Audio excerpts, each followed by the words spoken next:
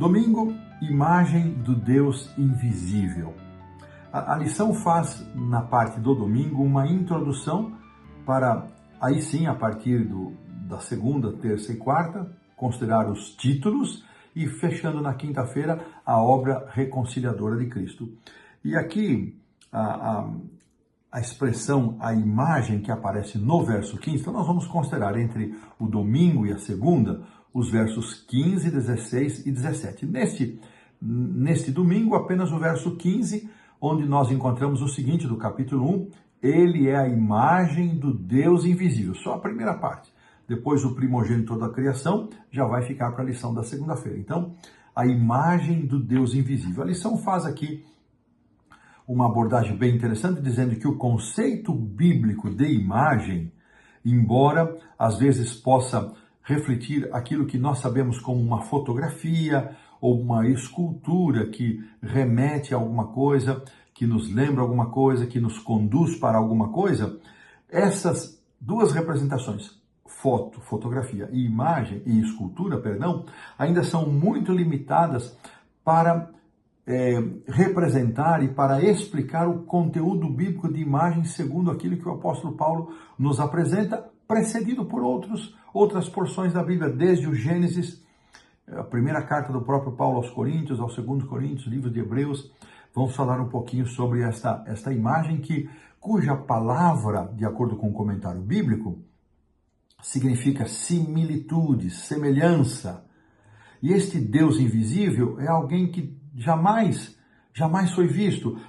João registra isso no seu evangelho, no capítulo 1:18. Por favor, produção, coloque para nós aí João 1:18, tantos textos lindos que foram citados, mas eu vou ficar com esse aqui. Ninguém jamais viu a Deus. O Deus unigênito que está no seio do Pai é quem o revelou. Então, aqui nos é dito que ninguém jamais viu a Deus. Esse Deus invisível, corroborando com o apóstolo São Paulo, João faz esta afirmação. E esta imagem ou esta semelhança é destacada aqui no comentário abaixo da pergunta 1, que os seres humanos foram criados para serem parecidos com Deus, em vários aspectos, físico, espiritual, relacional, funcional, e eu tomo a liberdade de acrescentar no aspecto moral, onde se concentra o livre-arbítrio, a liberdade que os seres humanos foram criados, e ainda hoje Cristo reconquistou e ainda temos esta liberdade de escolha para aceitar ou não a salvação. Mas estes aspectos refletem a imagem de Deus apenas em certos aspectos, não é a totalidade.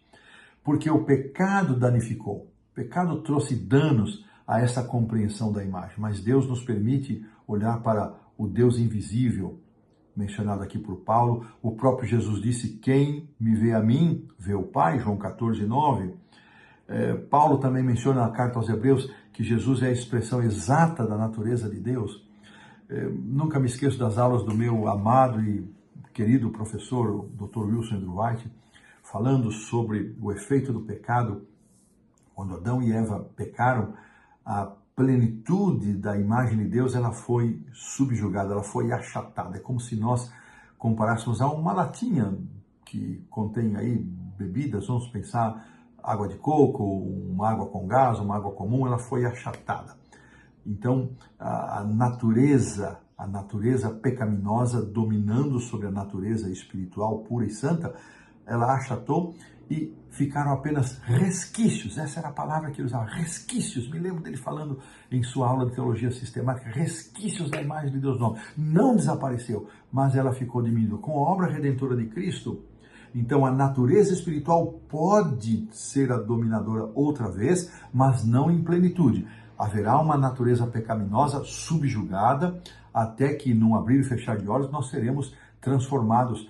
Então, o ser humano ainda com todos os seus desvios, com todos os danos que o pecado impôs, incluindo aqui a natureza, ainda há resquícios, ainda há porção da imagem de Deus no ser humano, mas muito arranhada, danificada pelo pecado.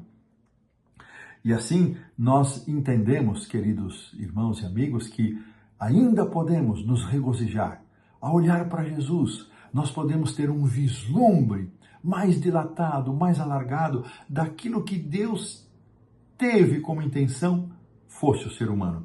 No auxiliar do professor, aqui na página 93, o autor vai fazer uma indicação que eu gostei muito, dizendo que a imagem do Deus invisível, ela aponta para a humanidade, a verdadeira humanidade de Jesus, referindo-se, portanto, à sua encarnação.